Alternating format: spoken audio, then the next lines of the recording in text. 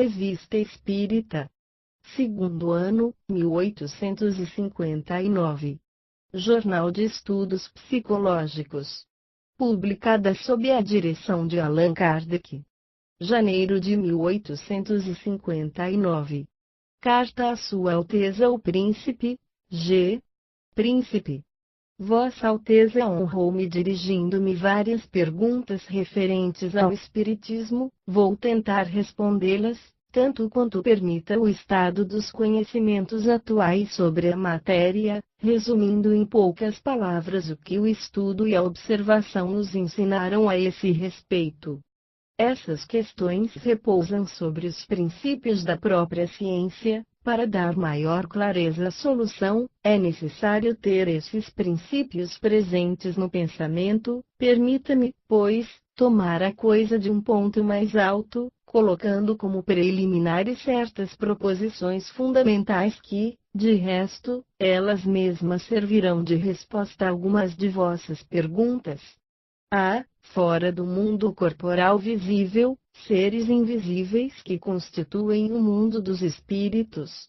Os espíritos não são seres à parte, mas as próprias almas daqueles que viveram na Terra ou em outras esferas, e que deixaram seus envoltórios materiais. Os espíritos apresentam todos os graus de desenvolvimento intelectual e moral. Há, por consequência, bons e maus, esclarecidos e ignorantes, levianos, mentirosos, velhacos, hipócritas, que procuram enganar e induzir ao mal, como os há muitos superiores em tudo, e que não procuram senão fazer o bem. Essa distinção é um ponto capital. Os espíritos nos cercam sem cessar, com o nosso desconhecimento, dirigem os nossos pensamentos e as nossas ações, e por aí influem sobre os acontecimentos e os destinos da humanidade. Os espíritos, frequentemente, atestam sua presença por efeitos materiais.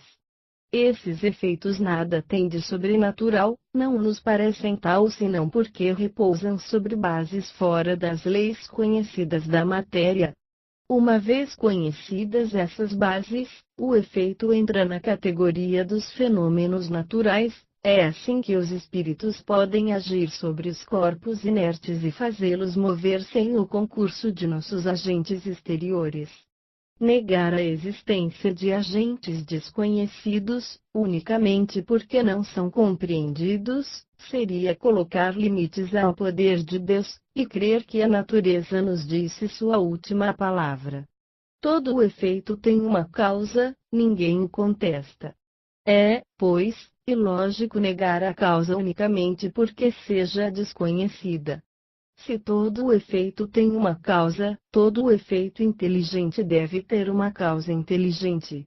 Quando se vê o braço do telégrafo fazer sinais que respondem a um pensamento, disso se conclui, não que esses braços sejam inteligentes, mas que uma inteligência faz-los moverem-se. Ocorre o mesmo com os fenômenos espíritas. Se a inteligência que os produz não é a nossa, é evidente que ela está fora de nós. Nos fenômenos das ciências naturais, atua-se sobre a matéria inerte, que se manipula à vontade. Nos fenômenos espíritas eide-se sobre inteligências que têm seu livre arbítrio, e não estão submetidas à nossa vontade. Há, pois, entre os fenômenos usuais e os fenômenos espíritas uma diferença radical quanto ao princípio, por isso, a ciência vulgar é incompetente para julgá-los. O espírito encarnado tem dois envoltórios, um material que é o corpo, o outro semimaterial e indestrutível que é o perispírito. Deixando o primeiro, conserva o segundo que constitui para ele uma espécie de corpo, mas cujas propriedades são essencialmente diferentes. Em seu estado normal, é invisível para nós, mas pode tornar-se momentaneamente visível e mesmo tangível, tal é a causa do fenômeno das aparições.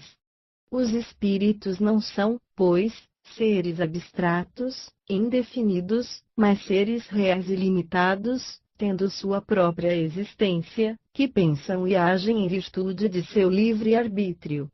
Estão por toda parte, ao redor de nós, povoam os espaços e se transportam com a rapidez do pensamento. Os homens podem entrar em relação com os espíritos e deles receberem comunicações diretas pela escrita, pela palavra e por outros meios. Os espíritos, estando ao nosso lado e podendo virem ao nosso chamado, pode-se, por certos intermediários, estabelecer com eles comunicações seguidas, como um cego pode fazê-lo com as pessoas que ele não vê. Certas pessoas são dotadas, mais do que outras, de uma aptidão especial para transmitirem as comunicações dos espíritos, são os médiuns. O papel do médium é o de um intérprete, é o instrumento do qual se servem os espíritos. Esse instrumento pode ser mais ou menos perfeito, e daí as comunicações mais ou menos fáceis. Os fenômenos espíritas são de duas ordens: as manifestações físicas e materiais, e as comunicações inteligentes. Os efeitos físicos são produzidos por espíritos inferiores. Os espíritos elevados não se ocupam mais dessas coisas quanto nossos sábios não se ocupam em fazerem grandes esforços. Seu papel é de instruir pelo raciocínio. As comunicações podem emanar de espíritos inferiores, como de espíritos superiores. Reconhecem-se os espíritos, como os homens, pela sua linguagem. A dos espíritos superiores é sempre séria, digna, nobre, marcada de benevolência. Toda a expressão trivial ou inconveniente, todo pensamento que choque a razão ou o bom senso, que denote orgulho, acrimônia ou malevolência, necessariamente, emana de um espírito inferior. Os espíritos elevados não ensinam senão coisas boas, sua moral é a do Evangelho, não pregam senão a união e a caridade, e jamais enganam. Os espíritos inferiores dizem absurdos, mentiras, e, frequentemente, grosserias mesmo. A bondade de um médium não consiste somente na facilidade das comunicações, mas, sobretudo, na natureza das comunicações que recebe. Um bom médium é aquele que simpatiza com os bons espíritos e não recebe senão boas comunicações. Todos temos um espírito familiar que se liga a nós desde o nosso nascimento, nos guia, nos aconselha e nos protege. Esse espírito é sempre bom. Além do espírito familiar, há espíritos que são atraídos para nós por sua simpatia por nossas qualidades e nossos defeitos, ou por antigas afeições terrestres. Donde se segue que, em toda reunião, há uma multidão de espíritos mais ou menos bons, segundo a natureza do meio. Podem os espíritos revelar o futuro? Os espíritos não conhecem o futuro senão em razão de sua elevação. Os que são inferiores não conhecem mesmo o seu, por mais forte razão o dos outros. Os espíritos superiores o conhecem, mas não lhes é sempre permitido revelá-lo. Em princípio, e por um desígnio muito sábio da providência, o futuro deve nos ser ocultado. Se o conhecêssemos, nosso livre-arbítrio seria por isso entravado. A certeza do sucesso nos tiraria o desejo de nada fazer, porque não veríamos a necessidade de nos dar ao trabalho. A certeza de uma infelicidade nos desencorajaria. Todavia, há casos em que o conhecimento do futuro pode ser útil, mas deles jamais podemos ser juízes. Os espíritos nos revelam quando creem útil e têm a permissão de Deus, fazem-no espontaneamente e não ao nosso pedido. E preciso esperar, com confiança a oportunidade, e sobretudo não insistir em caso de recusa. De outro modo se arrisca relacionar-se com espíritos levianos que se divertem às nossas custas. Podem os espíritos nos guiar, por conselhos diretos, nas coisas da vida. Sim, eles o podem e o fazem voluntariamente. Esses conselhos nos chegam diariamente pelos pensamentos que nos sugerem. Frequentemente, Fazemos coisas das quais nos atribuímos o mérito, e que não são, na realidade, senão o resultado de uma inspiração que nos foi transmitida. Ora, como estamos cercados de espíritos que nos solicitam, uns num sentido, os outros no outro, temos sempre o nosso livre-arbítrio para nos guiar na escolha, feliz para nós quando damos a preferência ao nosso bom gênio. Além desses conselhos ocultos, pode-se tê-los diretos por um médium, mas é aqui o caso de se lembrar dos princípios fundamentais que emitimos a toda hora. A primeira coisa a considerar é a qualidade do médium, se não for por si mesmo. Médium que não tem senão boas comunicações, que, pelas suas qualidades pessoais não simpatiza senão com os bons espíritos, é um ser precioso do qual podem-se esperar grandes coisas, se todavia for secundado pela pureza de suas próprias instruções e se tomadas convenientemente, digo mais, é um instrumento providencial. O segundo ponto, que não é menos importante, consiste na natureza dos espíritos aos quais se dirigem, e não é preciso crer que o primeiro que chegue possa nos guiar utilmente. Quem não visse nas comunicações espíritas senão um meio de adivinhação, e em um médium uma espécie de ledor de sorte, se enganaria estranhamente. É preciso considerar que temos, no mundo dos espíritos, amigos que se interessam por nós, mais sinceros e mais devotados do que aqueles que tomam esse título na terra, e que não têm nenhum interesse em nos bajular e em nos enganar. Além do nosso espírito protetor, são parentes ou pessoas que se nos afeiçoaram em sua vida, ou espíritos que nos querem o bem por simpatia. Aqueles vêm voluntariamente quando são chamados, e vêm mesmo sem que sejam chamados, temo-los, frequentemente, ao nosso lado sem disso desconfiar. São aqueles aos quais pode-se pedir conselhos pela via direta dos médiuns, e que os dão mesmo espontaneamente sem que lhes peça.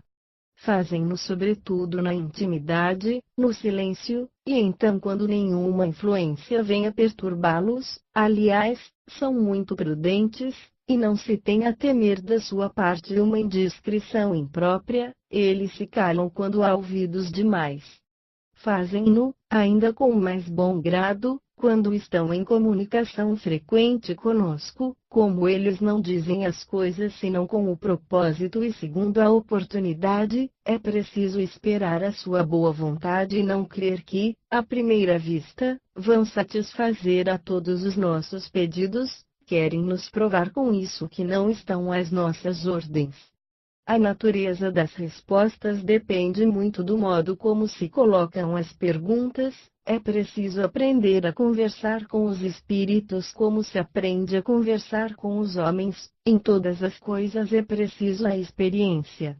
Por outro lado, o hábito faz com que os espíritos se identifiquem conosco e com o médium, os fluidos se combinam e as comunicações são mais fáceis. Então se estabelece, entre eles e nós, verdadeiras conversações familiares, o que não dizem num dia, dizem-no em outro, eles se habituam à nossa maneira de ser, como nós à sua, fica-se, reciprocamente, mais cômodo. Quanto à ingerência de maus espíritos e de espíritos enganadores, o que é o grande escolho, a experiência ensina a combatê-los, e podeis sempre evitá-los. Se não se lhes expuser, não vêm mais onde sabem perder seu tempo. Qual pode ser a utilidade da propagação das ideias espíritas? O espiritismo, sendo a prova palpável, evidente da existência, da individualidade e da imortalidade da alma, é a destruição do materialismo. Essa negação de toda religião, essa praga de toda sociedade. O número dos materialistas que foram conduzidos a ideias mais sadias é considerável e aumenta todos os dias, só isso seria um benefício social. Ele não prova somente a existência da alma e sua imortalidade, mostra o estado feliz ou infeliz dela segundo os méritos desta vida. as penas e as recompensas futuras não são mais uma teoria, são um fato patente que se tem sob os olhos.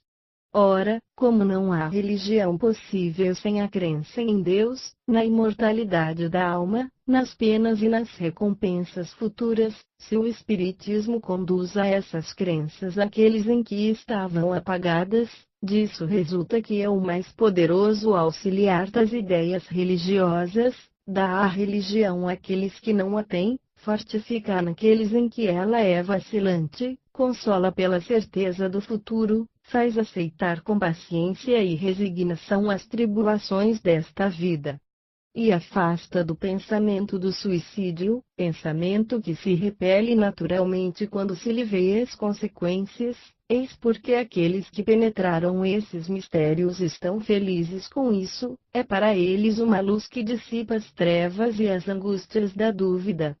Se considerarmos agora a moral ensinada pelos espíritos superiores, ela é toda evangélica, é dizer tudo, prega a caridade cristã em toda a sua sublimidade, faz mais, mostra a necessidade para a felicidade presente e futura, porque as consequências do bem e do mal que fizermos estão ali diante dos nossos olhos. Conduzindo os homens aos sentimentos de seus deveres recíprocos, o Espiritismo neutraliza o efeito das doutrinas subversivas da ordem social. Essas crenças não podem ser um perigo para a razão? Todas as ciências não forneceram seu contingente às casas de alienados. É preciso condená-las por isso? As crenças religiosas não estão ali largamente representadas? Seria justo, por isso, proscrever a religião? Conhecem-se todos os loucos que o medo do diabo produziu?